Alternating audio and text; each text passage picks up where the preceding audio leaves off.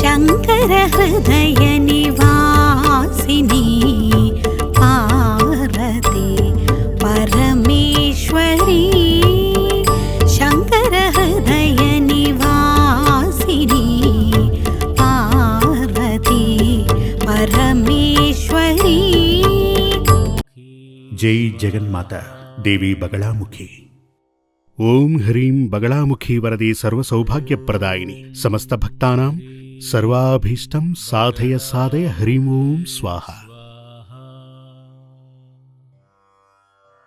ఒక వ్యక్తి యొక్క జాతకం ప్రకారం జాతకంలోని 5వ స్థానంలో సూర్యుడు శని రాహువు గనుకుంటే అది పూర్వజన్మ పాపదోషాలకు సూచిక అని ఇదివరకు చెప్పటం జరిగింది. ఇప్పుడు 5వ స్థానం పూర్వపుణ్యస్థానమే కాదు, సంతాన స్థానం అని కూడా చెప్తున్నాను. 5వ స్థానం జాతకం ప్రకారం భార్య భర్త ఇరువురికి కూడా, అంటే దంపతులిద్దరికీ కూడా సూర్య శని రాహుగ్రహాలు గనక ఉంటే, లేక వాటి దృష్టి ఉన్నా సరే, లేక రాహువు శని మాత్రమే ఉన్నా, అది ఇరువురి జాతకంలో గనక ఉన్నట్లయితే అది నసంతాన యోగం. అలా అంటే వారిరువురికి సంతాన యోగమే ఉండదు. సంతాన యోగం లేదని ఒక స్త్రీ జాతకంలో ఉన్నట్లయితే గనక అది ప్రసవించే యోగమే లేదని స్త్రీ జాతకంలో ఉన్నట్లయితే పిల్లల భాగ్యం శక్తివంతంగా ఉన్నటువంటి భర్త జాతకాన్ని జోడిస్తే గనక కొన్ని పరిహారాలు చేసుకుంటే సంతాన యోగం ఉంటుంది. ఎప్పుడు 5వ స్థానంలో ఈ పాపగ్రహాలు ఉంటే గనక, లగ్నాధిపతి శుభకరంగా ఉండి గురుదృష్టి ఉంటే పరిహారం గనక చేసుకుంటే సంతానం కలుగుతుంది. ఇప్పుడు చాలామంది వచ్చి సంతాన యోగం లేదు, వివాహమై 10 ఏళ్లైంది 15 ఏళ్లైంది పిల్లలు లేరు అంటారు. దత్తత తీసుకోవచ్చా? టెస్ట్ ట్యూబ్ శిశువు కొరకు, టెస్ట్ ట్యూబ్ బేబీ, దాని కొరకు ప్రయత్నం చేయొచ్చా అలా అని అడుగుతూ ఉంటారు. ఆ విధంగా దత్తత తీసుకోవటానికి ఒక టెస్ట్ ట్యూబ్ శిశువు, టెస్ట్ ట్యూబ్ బేబీ సాధన కోసం మీరు గనక ప్రయత్నం చేయాలంటే, చేసిన ప్రయత్నం సఫలం కావాలన్నా మీరు సిద్ధంగా ఉండి మీరు ఆ కార్యానికి ప్రయత్నం చేస్తుంటే గనక, అంతకు ముందు మీరు మీ యొక్క జాతకాన్ని తీసుకుని ఒక ఆచార్యుణ్ణి సంప్రదించాల్సి ఉంటుంది.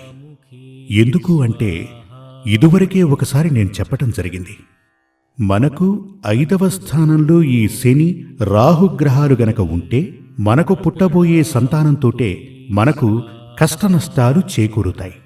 అలా అని చెప్పటం జరిగింది కదా. అలా ఉంటే మనం దత్తత తీసుకోబోయే బిడ్డ ఏ పరిస్థితుల్లో ఉన్నటువంటి బిడ్డ, దత్తత తీసుకునేటప్పుడు తన తల్లిదండ్రులు ఎవరు అనే విషయం మనకు తెలియదు కదా. 90% వరకు ఆ బిడ్డ యొక్క పుట్టిన తేదీ సమయం మనకు తెలియదు. ఆ విషయాలు గనక తెలియకపోతే తన జాతకం మనకు దొరికే అవకాశం లేదు. అలా ఉన్నప్పుడు మీకు ఆ బిడ్డకి జీవితం సంతోషంగా సుఖంగా ఉంటుందా లేదా అనే విషయం ఎలా తెలుస్తుంది? బిడ్డను దత్తత తీసుకున్నప్పుడు ఆ బిడ్డ ద్వారా మనకు సకల దోషాలు దుఃఖాలు అశాంతి సంక్రమిస్తే మనశ్శాంతిని కోల్పోవటం మనం చూస్తూ ఉంటాం. కొందరికైతే ఆ శిశువు యమగండమై తీరుతుంది. ఇప్పుడు పిల్లలు లేరే అనే ఓ దుఃఖాన్ని తొలగించుకోవటం మానేసి ఆ దుఃఖం నుంచి తప్పించుకోవడానికి ఓ బిడ్డని దత్తత తీసుకుంటారు. ఆ బిడ్డ ద్వారా కష్ట నష్టాలు. ఇది అవసరమా మనకు? నీకు పిల్లలు పుట్టే అవకాశం లేదు, నీకు సంతాన యోగం లేదు అనే విషయాన్ని ఈశ్వరుడు చెప్పాడు. భగవంతుడు ఆ తీర్పు ఇవ్వటం జరిగింది. దానిని మరిచిపోయి ఓ బిడ్డని దత్తత తీసుకొని పెంచి పెద్ద చేయాలని మీరు గనక అనుకుంటే, ఇదివరకే చెప్పినట్టుగా మనం దేనినైతే గట్టిగా నమ్మామో అది మంచిదా లేక చెడ్డదా? దానివల్ల మనకు మంచి జరుగుతుందా, చెడు జరుగుతుందా? ఇవన్నీ తెలుసుకున్న తరువాతే మీ ప్రయత్నాన్ని కొనసాగించాలి. లేదంటే మనశ్శాంతిని కోల్పోతారు. ధన నష్టం, ప్రాణహాని, ఒక్కోసారి జైలు పాలవటం ఇవన్నీ కూడా వచ్చి చేరుతాయి. అలా ఉన్నటువంటి చాలామంది వచ్చి మొదట పిల్లలు లేరు అనే దుఃఖంతో వచ్చి తరువాత వారు ఎంచుకున్న మార్గంలోనే నడిచి దత్తత తీసుకుని ఆ బిడ్డ ద్వారా సకల దోషాలు సంక్రమించి బాధలు అనుభవించిన వారు తెలుసు కాబట్టి మీకు చెప్తున్నాను. అందుచేత పిల్లలు దాదాపుగా 90% పుట్టే అవకాశం ఉందా లేదా చూడండి. అందుకుగాను ఒక మంచి ఆచార్యుని వద్దకు భార్య భర్త తమ జాతకంతోటి మంచి ఆచార్యుణ్ణి కలవటం మంచిది. జాతకంలో మీ గ్రహాల సంచారాన్ని బాగా పఠించి 5వ స్థానంలో ఏ కారణం చేత పిల్లలు లేరు అనేది తెలుసుకోవడం కోసం అష్టమంగళ ప్రశ్నను వేసి చూడాల్సి ఉంటుంది. అలా అష్టమంగళ ప్రశ్నను వేసి చూస్తే గనక అది మీకు సంతానయోగం లేకపోవటానికి కారణం ఏమిటి, జాతకం చూస్తే సంతానయోగం ఉందా లేదా తెలుస్తుంది. లేకపోవటానికి కారణం ఏంటో తెలుసుకోవటానికి ఈ ప్రశ్న చూడాలి.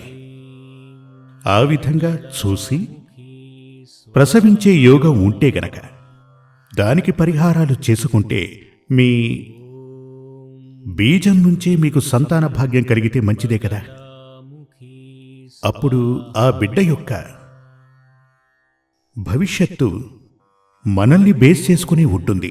లేదు అంటే ఒక బిడ్డని దత్తత తీసుకుని వస్తున్నప్పుడు అది కరెక్టా, తన జన్మ ఎలాంటిది, తల్లిదండ్రులు ఎవరు, అదేవిధంగా తన జాతకం ఇవన్నీ సరిగ్గా ఉండాలన్న నిబంధనైతే లేదు కదా. ఇవన్నీ నమ్మలేం కదా. అలా ఉన్నప్పుడు కరెక్ట్గా ఉన్నటువంటి ఒక బిడ్డని మీకు ముందుగానే తెలిసిన వాళ్లైనట్లయితే, మీ బంధువుల్లోనే ఉన్నవారైతే జాతకంతో పాటుగా తమ బిడ్డని మీకు దత్తతివ్వడానికి సిద్ధంగా ఉంటే ముందుగా ఆ బిడ్డను స్వీకరించడానికి ముందు, దత్తత తీసుకోవటానికి ముందు మీ జాతకంతో అతనికి సఖ్యత ఉందా? మన పెద్దవాళ్లు చెప్తూ ఉండేవారు, పూర్వజన్మలో మనకు శత్రువులుగా ఉన్నవారే ఈ జన్మలో మనకు బిడ్డలై జన్మిస్తారని ఓ నానుడి ఉండేదట. ఈ సందర్భంలో నేను మీకు ఆ విషయం చెప్తున్నాను.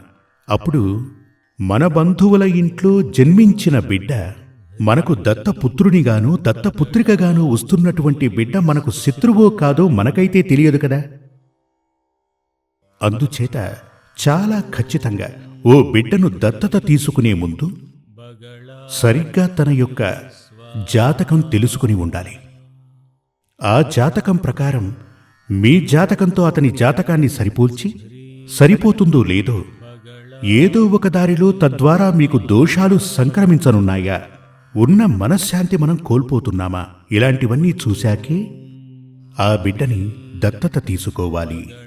లేదు అంటే బిడ్డలు లేరన్న దుఃఖంతో పాటుగా బిడ్డల వల్ల అనేక దుఃఖాలు వచ్చి చేరుతుంటాయి. ఈ కాలంలో ఇది కలియుగం. ఈ కలియుగంలో సంతానయోగం లేదు అంటే సంతానయోగం కలగటానికి యోగం ఉంది అంటే జాతకం ప్రకారం కొన్ని మార్పులు చేస్తే సరిపోతుందంటే హరిద్ర వినాయక హోమాన్ని చేయవలసి ఉంటుంది. అదే కలియుగంలో కలియో దేవి వినాయకో అలా అని వేదశాస్త్రాలు చెప్పటం జరిగింది. కలియో దేవి వినాయకో అలా అని అంటే ఈ కలియుగంలో దేవికి వినాయకునికి ప్రత్యక్షంగా మనందర్నీ కూడా కాపాడగలిగినటువంటి మహత్తర శక్తి ఉంది. అందుచేత హరిద్ర వినాయక హోమం ఇదివరకటి రోజుల్లో సంతాన గోపాలం, సంతాన భాగ్యం కలగటానికి సంతాన గోపాల హోమం చేసేవారు. ఇప్పుడు దానికన్నా మహత్తర శక్తివంతమైనది, శీఘ్ర ఫలాన్ని ప్రసాదించేది హరిద్ర వినాయక హోమం. ఈ హరిద్ర వినాయక హోమం చేయటం వల్ల ఖచ్చితంగా, అంటే ఇదివరకున్నటువంటి పుత్రకామీష్టి యాగంతో సమానం. ఆ మంత్రాలే ఇందులోనూ ఉన్నాయి. అది చేయటం ద్వారా సంతానయోగం మనకు గనక ఉండి ఉంటే, కానీ కొన్ని సమస్యలు పూర్వజన్మ పాపదోషాల ద్వారా కొన్ని సమస్యలు వచ్చి దానివల్ల సంతానయోగం మనకు లేదు అంటే గనక ఖచ్చితంగా మనకు పిల్లలు పుడతారు. ఆ దోష పరిహారం చేసి, అంటే పూర్వజన్మ పాపదోష పరిహారం ముందుగా తొలగించవలసి ఉంటుంది. దానికి సహస్ర విరాజిత యాగం చేయాలి. సహస్ర విరాజిత యాగం చేసినప్పుడు పూర్వజన్మ పాపదోషాల వల్ల కలిగిన కష్టం, సమస్య తొలగిపోతుంది. ఆ తరువాత మనకు పిల్లలు పుట్టాలి. అందుకుగాను హరిద్రా వినాయక హోమం చేయాల్సి ఉంటుంది. కానీ ఇదంతా చెయ్యాలి అంటే ముందుగా జాతకాన్ని చూసి ఓకే అనుకున్న తర్వాతే భగవంతుని ఉత్తర్వుతో చేయాలి. లేదు అంటే మనం గనక హరిద్రా వినాయక హోమం, విరాజిత యాగం వాటి వల్ల ఎలాంటి లాభం ఉండదు. ఎప్పుడూ ఓ విషయం గుర్తుంచుకోండి, లేనటువంటి దాన్ని సృష్టించాలంటే ఏ మంత్రం చేతనూ ఎవరి వల్లనూ కాదు. కొంతమంది చెప్తూ ఉంటారు, విద్యా విజయప్రద యంత్రాన్ని వేసుకో, విద్యలో నీవు గొప్పవాడివవుతావు అంటారు. సంతాన గోపాల యాగం చేస్తే పిల్లలు పుడతారు. ధనవశ్య యంత్రాన్ని ఉంచుకో, ధనభాగ్యం సిద్ధిస్తుంది అంటారు. అదంతా ఊరికే, దానివల్ల ఉపయోగం లేదు. ధనవశ్య యంత్రాన్ని పెట్టుకోమని చెప్పిన వారే ధనం కోసం ప్రాకులాడుతుంటారు. అందుచేత అవన్నీ మూఢనమ్మకాలే. లేనటువంటి దాన్ని సృష్టించటానికి మంత్రం వల్లో మనిషి వల్లో కాదు, ఈశ్వరుని వల్లే అవుతుంది. మీ అందరికీ ఓ చిన్న ఉదాహరణ చెప్తాను, వినండి. చేతిలో ఓ విత్తనం మన దగ్గర ఉందనుకోండి, సీడ్ విత్తనం. అది గనక ఉంటే దాన్ని గనక నాటామంటే ఏమవుతుంది? అది పెరిగి మనకు ఉపయోగపడుతుంది కదా. అది బాగా ఉపయోగపడాలంటే మరికొన్ని విత్తనాలు చల్లాలి, వాటిని మనం ఉపయోగించుకోవాలి. అప్పుడు మన కోరిక తీరుతుంది. ఇదేమీ లేకుండా ఒట్టి చేతిని ఇలా అంటే పంట పండుతుందా? మనకు ఏం ఉపయోగపడుతుంది? మన కోరిక తీరదు కదా. అదేవిధంగా జాతకంలో యోగం గనక ఉంటే 100% మనం దాన్ని ఉపయోగించుకోవచ్చు, అది మంత్రశక్తి ద్వారా. లేదు అంటే నువ్వు నా దగ్గరికి రా, నీకు అన్నీ నేను చేస్తాను, ఇలా చెప్తూ పోయామంటే, అలా చెప్పే ఆచార్యవర్యులే ఈ శాస్త్రాలకు చెడ్డ పేరు తీసుకొస్తూ ఉంటారు. అటువంటి వారి దగ్గరకు వెళ్ళకండి. మంచిగా శాస్త్రాలను పఠించిన వారి దగ్గరకు వెళ్ళి మీ జాతకాల్ని చూపించారంటే మీకు సంతాన భాగ్యం ఉందా లేదా, ఉంది అంటే గనక ఆ దోష నివారణకు మనం ఏం చెయ్యాలి అన్న విషయాలు ఆయన మనకు చెప్తారు. లేక మీరు దత్తత తీసుకోవచ్చా, లేదంటే టెస్ట్ ట్యూబ్ బేబీ కోసం ప్రయత్నం చేయొచ్చా అన్నది కూడా ఆయనే చెప్తారు. అలా ఆయన పరిశీలించి మీకు సూచించిన ప్రకారం మీరు ప్రయత్నించాలి. అప్పుడే మీకు సంతోషం కలుగుతుంది, ఆనందం కలుగుతుంది. రాబోయే బిడ్డ ఒకవేళ పూర్వజన్మలో మీ సంతానమే అయ్యుండొచ్చు, అది కూడా అందులో తెలుస్తుంది. ఒక్కోసారి మీరు దత్తత తీసుకున్న బిడ్డ గత జన్మలో కూడా మీ సంతానమే అయ్యుండొచ్చు. అందుకు ఓ కారణం ఉంటుంది. అదేమిటంటే, ఇప్పుడు ఒక యాక్సిడెంట్ జరిగిందనుకోండి, లేదంటే భూకంపం వచ్చిందనుకోండి. ఒక భూకంపం వచ్చి 1,00,000 మంది దాకా చనిపోయారు. లాతూర్ గురించి మనం విన్నాం కదా, ఇండియా లాతూర్లో భూకంపం వచ్చి 1,00,000 మంది దాకా చనిపోయారు అని. చూడండి, ఇప్పుడు అక్కడ చనిపోయిన వారి ఆయుష్ అక్కడితో ముగిసిపోలేదు. ఒక పడవ మునిగిపోయి 50 మంది చనిపోయారు. అందరి జాతకం ప్రకారం పడవ మునిగిపోయి చనిపోవాలని ఉండదు. అందులో ఓ 10 మంది జాతకం ప్రకారమే అలా జరిగి ఉంటుంది. అలా అక్కడ చనిపోయినటువంటి ఆ ఆత్మలకు స్వర్గప్రాప్తి నరకప్రాప్తి లేకుండా మళ్లీ జన్మించే అవకాశం ఉంటుంది. దీనిని ఆత్మశాస్త్రం చెప్తుంది. అంటే ఒక ప్రమాదం ఏర్పడి అందులో ఓ 10 ఏళ్ల కుర్రాడున్నాడనుకోండి, ఆ కుర్రాడికి 50 ఏళ్ల దాకా ఆయుష్ ఉంది జాతకం ప్రకారం. ఆ ప్రమాదంలో అతను చనిపోయాడు. అలా గనక చనిపోతే ఆ ఆత్మకు వెనువెంటనే స్వర్గప్రాప్తో నరకప్రాప్తో కలగదు. ఆ ఆత్మకు చాలా త్వరగా కాలయాపనే లేకుండా ఈ భూమి నుంచే పునర్జన్మ ప్రాప్తిస్తుంది. ఈ విధంగా పునర్జన్మ పొందినటువంటి ఆ కుర్రాడు, ఆ ఆత్మ ఒకవేళ గత జన్మలో మీ సంతానమే అయ్యుండొచ్చు. దానిని గుర్తించడానికి ఉన్న ఒకే ఒక మార్గం జ్యోతిష్యమే. అది కూడా యోగ్యుడైన వ్యక్తిని అడిగితేనే తెలుస్తుంది. లేదు అంటే ఇంకేముంది, ఎప్పుడూ కూడా నమ్మకం ఉండాలి, మూఢ నమ్మకం ఉండకూడదు. మూఢ నమ్మకం మనల్ని దారి తప్పిస్తుంది. జై జగన్మాతాదేవి బగళాముఖి. సమస్త భక్తానాం సర్వాభీష్టం సాధయ సాధయ హరిం ఓం. శ్రీ సూర్యమంగళం అద్వైత వేద విద్యాపీఠంలో తాంత్రిక పూజల్లో సిద్ధహస్తులైన ఎందరో ఆచార్యులు అమావాస్య, పౌర్ణమి రోజుల్లో ప్రత్యేక యాగాలు నిర్వహిస్తారు. ఈ యాగాల్లో పాల్గొనడం ద్వారా తల్లి శ్రీ బగళాముఖీదేవి అనుగ్రహం వల్ల సర్వదోషాలూ పోయి సకల సౌభాగ్యాలు మనకు కలుగుతాయి. శ్రీ సూర్యమంగళం అద్వైత వేద విద్యాపీఠం జ్యోతిష్యం, ప్రశ్నలు, వాస్తు, తాంత్రిక పూజలు మరియు వేదయాగాలు నిర్వహిస్తారు. సంప్రదించవలసిన నంబర్ 7305442299 7305442299. చెన్నై, కోయంబత్తూర్, బెంగళూరు, హైదరాబాద్, విజయవాడ, ఢిల్లీ, ముంబై, తిరునల్వేలి, టెక్సాస్.